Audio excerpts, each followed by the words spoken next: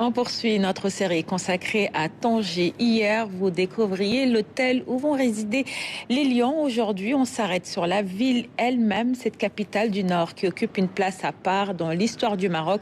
Longtemps convoitée puis restituée au royaume chérifien, Tanger est devenu un véritable moteur économique.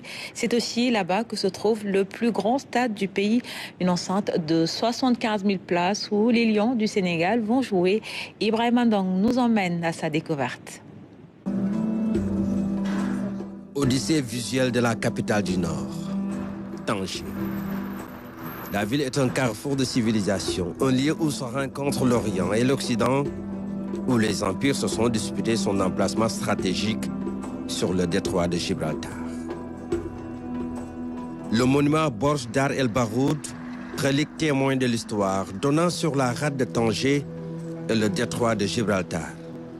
Une forteresse qui a joué par son emplacement stratégique un rôle prépondérant dans la protection de la ville contre les convoitises étrangères. D'environ 2800 mètres carrés de superficie, cette batterie composée de 5 étapes forme ainsi des plateformes de tir armées de canons à calibre distinct. Longtemps occupée par les Portugais, les Espagnols, les Anglais, entre autres pays européens, 1956 marque cependant au tournant de cette occupation.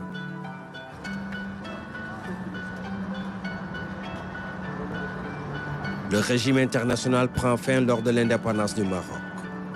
4 ans plus tard, c'est-à-dire en 1960, la ville est officiellement intégrée au royaume chérifien. Tanger.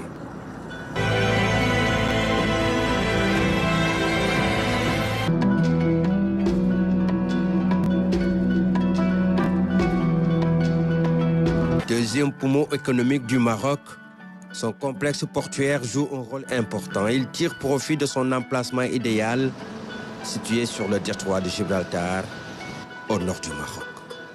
Sur ces côtes où convergent les eaux méditerranéennes ou atlantiques, on découvre une ville authentique, bercée d'influences variées. Tanger, une région peuplée de 900 000 habitants. Et voici la gare de Tanger, dernier arrêt de la première ligne du chemin de fer grande vitesse du Maroc. C'est le symbole du développement du transport de masse, ce qui permet de relier la ville à d'autres capitales régionales. On note aussi la présence d'hôtels de renommée internationale, preuve d'une ville qui prend son envol.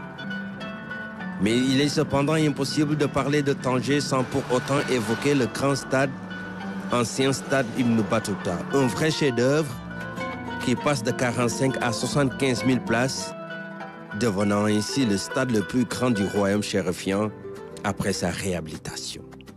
Un stade qui va d'ailleurs abriter tous les matchs de poule du Sénégal.